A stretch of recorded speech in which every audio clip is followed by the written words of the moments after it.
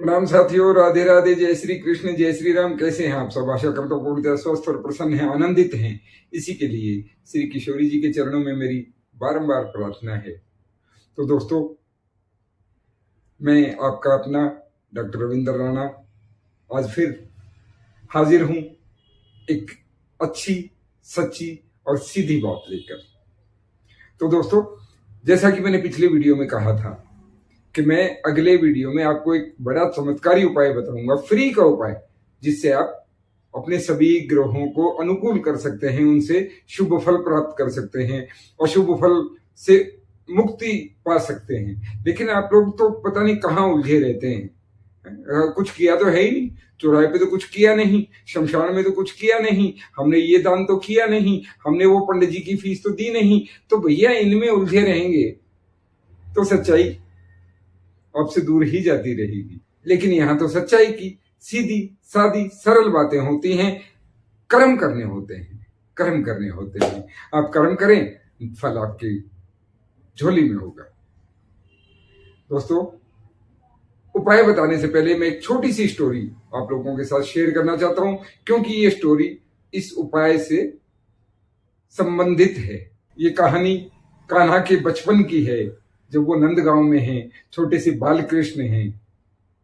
और आप सब जानते हैं कि सभी देवी देवता भी उनके दर्शन को आते हैं, और पशु पक्षी प्रकृति उन्हें रिझाने का निरंतर प्रयास करती है। ऐसे में एक पक्षी, मोर, जी हाँ मोर, वहां नित्य आता है, नंद बाबा की बड़ाई गाता है, श्री कृष्ण के गुण गाता है, श्री कृष्ण का गुणगान करता है।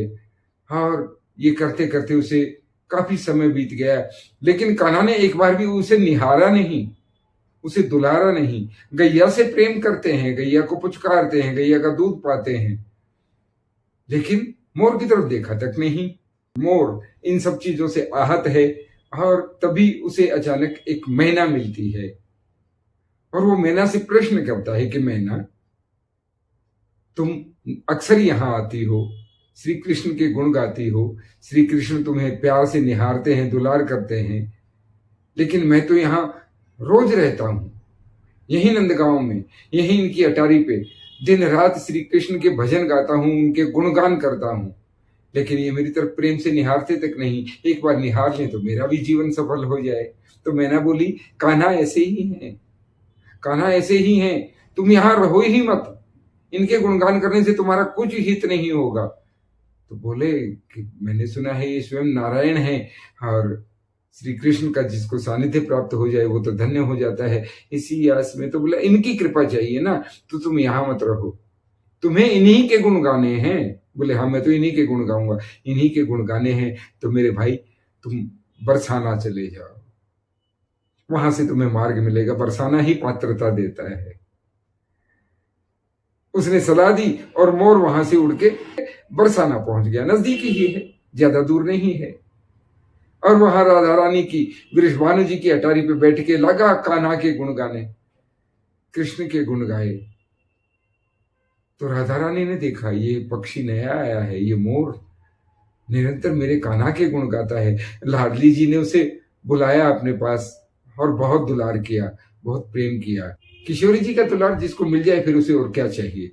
और किशोरी जी ने ये जाना कि ये श्री कृष्ण के गुण नंदगांव में गाता था, तो इसे कोई दुलार नहीं मिला, लेकिन मेरे पास आ गया तो यहां मेरा दुलार मिल रहा है। तो राधा रानी ने उसे एक राज की बात बताई कि श्री कृष्ण का यदि प्रेम चाहते हो तो अब की बार तुम फिर से नंदगांव जाओ, उसी अटारी पे जाओ, उसी लीला स्थली पे जाओ, और राधा राधा गाओ, राधा के गुणगान करो।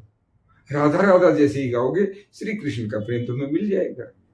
मोर गदगद हो गया, धन्यवाद करते हुए राधा रानी के चरणों में मस्तक झुकाकर प्रणाम करते हुए वापस नंदगांव लौट आया। और इस बार उसने एक बार भी कृष्ण भजन नहीं गाया, कृष्ण को रिझाने का प्रयास तक नहीं किया। वो तो लगा किशोरी जी के गुण गाने, लगा लाडली जी के गीत गाने। और कान्हा ने सुना यहाँ कोई किशोरी जी के गीत गा रहा है, राधा के गीत गा रहा है, राधा की तारीफें कर रहा है। कृष्ण उस पर मंत्रमुग्ध हो गए और सीने से लगा लिया, बहुत दुलार दिया। मोर का जीवन धन्य हुआ। बोला प्रभु, मैंने आपको रिझाने का बहुत प्रयास किया, लेकिन आप नहीं रीझे, और आज मैं राधा रानी के गुणगान कर रहा हूं तो आप इतने मुझ पर रीझ गए हैं कि मुझे अपनी गोद में लेके दुलार कर रहे हैं। हे कान्हा, मैं तो आप ही का भक्त था, लेकिन मुझे पात्रता वहां से मिली। अब मेरी गति, आप बताइए कि मेरी गति क्या है? मुझे कहीं गिना जाएगा आपके भक्तों में? तो कान्हा ने कहा, अरे मेरे मोर, ओ मेरे लाडले, तो मुझे इतना प्रिय है, इतना प्रिय है, क्योंकि तूने मुझे राधा के गीत सुनाए हैं, राधा की तारीफें सुनाई हैं, रोज सुनाया कर। तू मुझे इतना प्रिय है कि आज से तू मेरा शिरोधार्य होगा। और उस मोर का एक पंख कान्हा ने अपने मस्तक पर विराजमान किया। तब से मोर मुकुट कान्हा के शीश पर होता है। तो ऐसा मोर, उसी मोर से संबंधित हमारा ये उपाय। श्री कृष्ण जहां हो वहां किस ग्रह की औकात है कि आपको परेशान कर सके और वो आपको शुभ फल ना दे? तो ऐसा ही ये उपाय है। उपाय क्या करना है? छोटा सा देखिए, सभी ग्रह शांत होंगे।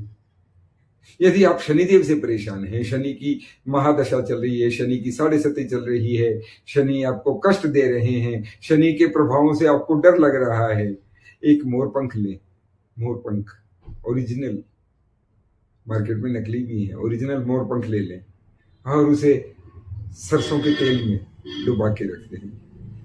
डुबाना मतलब जो ऊपर का हिस्सा होता है मोरपंख का, जो ध्वज होता है, ध्वज नहीं डुबाना है, नीचे का हिस्सा सरसों के तेल में डुबा के आप अपने घर की पश्चिमी दिशा में रख दें। शनिदेव आपको शुभ ही शुभ फल प्रदान करेंगे, अशुभ फल प्रदान करना बंद कर देंगे। राहु से परेशान हैं, आप मोरपंख को नीले रंग के कपड़े में लपेटकर किसी सुरक्षित स्थान पर, किसी अच्छे स्थान पर, साफ सुथरे स्थान पर रख दीजिए। राहु आपके शांत हो जाएंगे, आपको शुभ फल प्रदान करने लगेंगे। अब केतु से परेशान हैं, केतु तो बहुत ही कष्ट देते हैं। केतु यदि आपको कष्ट देते हैं, केतु से यदि आप परेशान हैं, तो एक मोरपंख लेकर नित्य धूप में रख दें। धूप में, सुबह के समय धूप में आपने रख दिया, शाम को उठा के अंदर रख लें, बेशक दिन भर उसे धूप में रहने दें।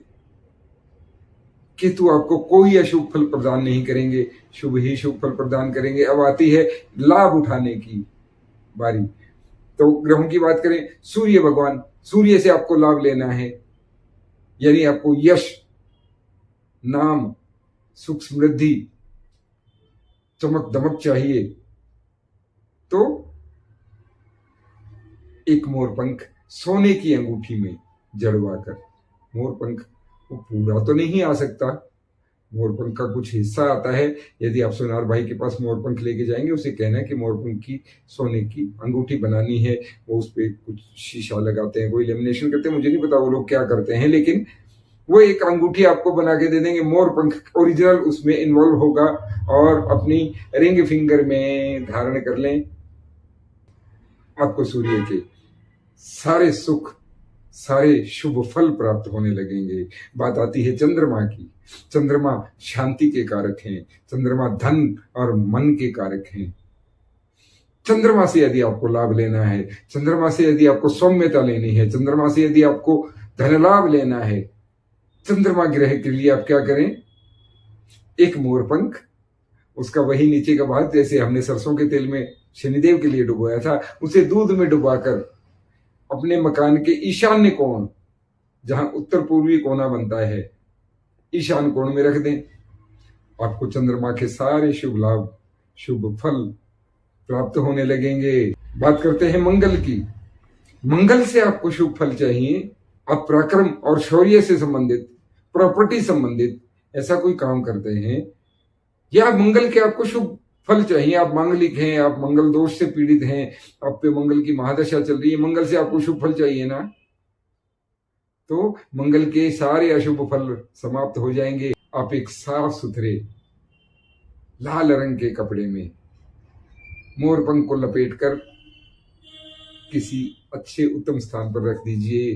आपको मंगल के अशुभ प्रभाव नहीं मिलेंगे, मंगल के लाभ आपको मिलने लगेंगे। बात करते हैं बुध की। यदि आप विद्यार्थी हैं, शोधार्थी हैं, आपको बुद्धि बल की आवश्यकता है। बुध से आपको लाभ चाहिए, बुध के नकारात्मक प्रभाव को समाप्त करना चाहते हैं, तो आप एक मोर पंख को अपनी पाठ्य पुस्तक, चाहे वो आपके सिलेबस की है अथवा आप कोई धर्म ग्रंथ पढ़ते हैं, आप जो भी पढ़ाई करते हैं, चाहे आप स्टडी पे या लाइब्रेरी में कहीं जाके कुछ भी आप स्टडी करते हैं, उसमें मोरपंख को सदैव स्थान दें। आपको बुध से बुद्धि और बल मिलना शुरू हो जाएगा। गुरु बहुत महत्वपूर्ण ग्रह, बृहस्पति। गुरु से यदि आपको शुभ फल चाहिए तो अपने पूजा स्थान पर, जहां भी आप पूजा पाठ करते हैं, घर में एक छोटा मंदिर, कोई पूजा का स्थान आपने निर्धारित किया ही होता है, वहां बृहस्पतिवार के दिन एक मोरपंख गेंदे के पीले फूलों के साथ वहां स्थापित कर दें और नित्य उसकी पूजा करें, उसको प्रणाम करें। आपको गुरु के अशुभ फल मिलने बंद हो जाएंगे, शुभ फल मिलने शुरू हो जाएंगे। ज्ञान में वृद्धि होगी, भाग्य चमक उठेगा। शुक्र की बात करते हैं। शुक्र सबको चाहिए, लग्जरी के दाता। यदि आपको लग्जरी चाहिए, शुक्र के शुभ फल चाहिए, शुक्र आपके कहीं अशुभ चल रहे हैं, एक मोरपंख जहां भी आपका आईना स्थापित है, आईना स्थित है, आईना, शीशा, मिरर, उसके ठीक सामने उसको लगा दें कि मिरर में उसकी छवि बनती रहे। आईना मोरपंख को और मोरपंख आईने को देखता रहे। शुक्र दमक उठेंगे आपके जीवन में, शुक्र की कोई कमी नहीं रहेगी। आप सभी ग्रहों को भगवान श्री कृष्ण के आशीर्वाद से, भगवान श्री कृष्ण के प्रेम से और उस मोरपंख जो कि भगवान श्री कृष्ण के शीश पर मोर मुकुट बनकर विराजमान है, उसकी कृपा आप पा सकेंगे। ये बहुत सरल उपाय है, आजमा के देखें, प्रभावी है, अनुभव से कहता हूं। बाकी मैं जो संदेश देता हूं वो तो आपके लिए है ही। देखिए, नाम जप करते रहें, राधे राधे बोलें, श्री कृष्ण बोलें, राम राम बोलें, प्रकृति की सेवा करें, प्रकृति की रक्षा करें। प्रकृति ने हमें सब कुछ दिया है। जय श्री राधा।